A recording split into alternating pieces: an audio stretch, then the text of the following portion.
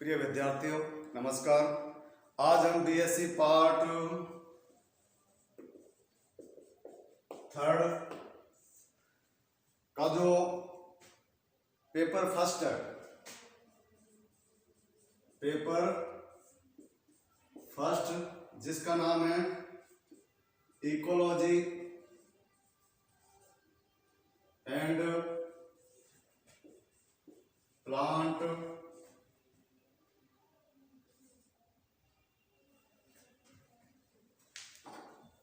Ecology and phyto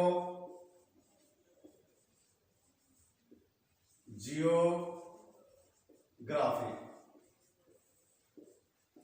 Hindi में इसको कहा जाता है पारिस्थितिकी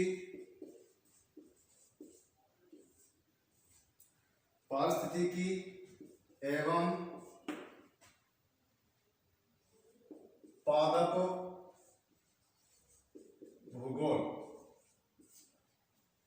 पारिस्थितिकी एवं पादप भूगोल, तो ये अपना फर्स्ट पेपर है। सेकंड और थर्ड पेपर के बारे में हमने पिछली क्लासेस में कुछ चर्चा कर ली थी। आज हम फर्स्ट पेपर के बारे में बात करते हैं, पारिस्थितिकी एवं पादप भूगोल। देखिए इसके अंदर जो यूनिट फर्स्ट है उसके अंदर जो टॉपिक है वो कौन कौन से हैं। पहला है प्लांट इकोलॉजी। इकोलॉजी कौन सी? प्लांट, क्योंकि प्लांट के बारे में पढ़ रहे हैं तो प्लांट इकोलॉजी। तो प्लांट इकोलॉजी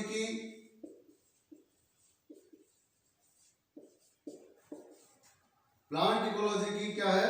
डेफिनेशन, परिभाषा। इसके बाद इसका स्कोप, क्षेत्र इसके स्कोप है। फिर इसकी ब्रांचेज, जो शाखाएं हैं, कौन कौन सी शाखाएं, इसके बारे में बात करेंगे। नेक्स्ट है इकोलॉजिकल फैक्टर, इकोलॉजिकल फैक्टर्स। अगला टॉपिक है इसका affecting the vegetation, ecological factor affecting the vegetation। Ecology के ऐसे कारक जो किसको, वहां की वेजिटेशन को, वहां की वनस्पति को क्या करते हैं? वो प्रभावित करते हैं।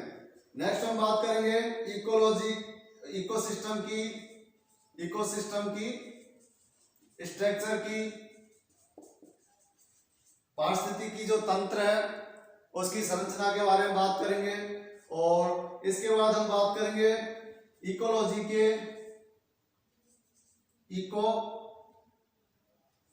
सिस्टम के जो बायोटिक और एबायोटिक जो क्या है, कंपोनेंट, उनके बारे में, कंपोनेंट्स, उनके बारे में चर्चा करेंगे। इसके बाद नेक्स्ट आ जाता है फूड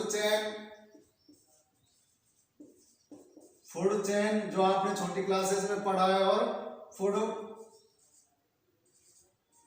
वेब, जाल। इसके बाद इकोलॉजिकल पिरामिड्स,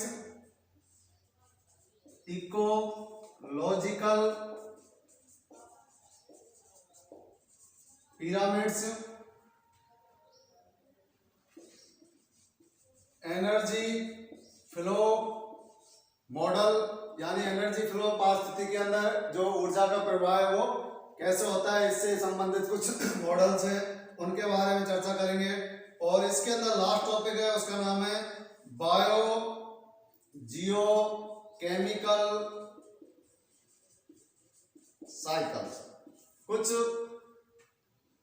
जैव रासायनिक चक्र हैं, उनके बारे में हम चर्चा करेंगे। तो देखिए ये यूनिट फर्स्ट के अंदर ये कुछ टॉपिक हैं। सबसे पहले प्लांट इकोलॉजी की डेफिनेशन के बारे में बात करेंगे, फिर इसके स्कोप, क्षेत्र के बारे में बात करेंगे, इसकी ब्रांचेस के बारे में, शाखाएं कौन कौन सी हैं, फिर इकोलॉजिकल फैक्टर अफेक्टिंग दी वेजिटेशन, ऐसे पारिस्थितिकी जो कारक है जिसकी वजह से वहाँ की जो वनस्पति है, वेजिटेशन है, वो क्या होती है, प्रभावित होती है, उन कारकों के बारे में बात करेंगे जो वायुमंडलीय कारक हैं। फिर इकोसिस्टम, ये है इकोलॉजी। नेक्स्ट टॉपिक क्या हो जाता है हमारा, पारिस्थितिकी तंत्र, इकोसिस्टम की संरचना। जो पारिस्थितिकी तंत्र है उसकी परिभाषा के बारे में बात करेंगे कि क्या है, और उसके बाद उसकी स्ट्रक्चर की, इसकी जो संरचना है वो किस प्रकार की है। फिर इकोसिस्टम में बायोटिक और एबायोटिक जो कंपोनेंट्स हैं, जैविक और अजैविक जो घटक हैं, उनके बारे में बात करेंगे। फिर खाद्य श्रृंखला और खाद्य जाल के बारे में बात करेंगे।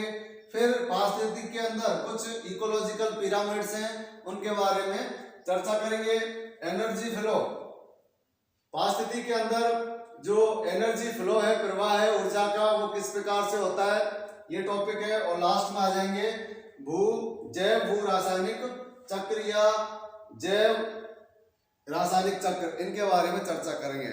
तो देखिए आज हम शुरू करते हैं सबसे पहले कि इकोलॉजी है क्या। इकोलॉजी की डेफिनेशन, इकोलॉजी। तो देखिए सबसे पहले हम बात करें कि एनवायरनमेंट के अंदर, इकोलॉजी के अंदर, इकोलॉजी जो शब्द है वो सबसे पहले दिया था किसने, रीटर ने। कुछ वैज्ञानिकों, कुछ ज्यादातर लोगों का ये मानना है कि इकोलॉजी जो शब्द है वो किसने दिया था, रीटर, 1867 में। 1867 में कि इकोलॉजी जो शब्द है सबसे पहले किसने दिया था, रीटर। ठीक है। कुछ जो वैज्ञानिक हैं ज्यादातर श्रेय जो है वो किसको देते हैं, इसका अर्नेस्ट हैकेल, जिसको बोलते हैं ई हैकेल। ये इन्होंने दिया था कब, 1866 में। तो 1866 में सबसे पहले ये जो इकोलॉजी जिसको बोलते हैं पारिस्थितिकी, पारिस्थितिकी शब्द जो है वो किसने दिया था, हैकेल ने। कुछ रीटर बताते, लेकिन सबसे पहले किसने दिया था, आप सन देख रहे हैं यहाँ, तो सबसे पहले ये अर्नेस्ट हैकेल, जिसको ई हैकेल शॉर्ट में कह देते हैं, इन्होंने सबसे पहले ये पारिस्थितिकी तंत्र जो है वो दिया था। इसके बाद हम बात करते हैं इसकी कि ये पारिस्थितिकी है क्या। देखिए इसके अंदर दो जो घटक हैं, प्रमुख जो कंपोनेंट्स हैं, कंपोनेंट्स किसके अंदर, इकोलॉजी के अंदर। एक तो है इसके अंदर ऑर्गेनिज्म, ऑर्गेनिज्म, और दूसरा है इसके अंदर जिसको बोलते हैं एनवायरनमेंट, एनवायरन या एनवायरनमेंट। ऑर्गेनिज्म मतलब कोई जीव, और एनवायरनमेंट यानी कि पर्यावरण। ठीक है।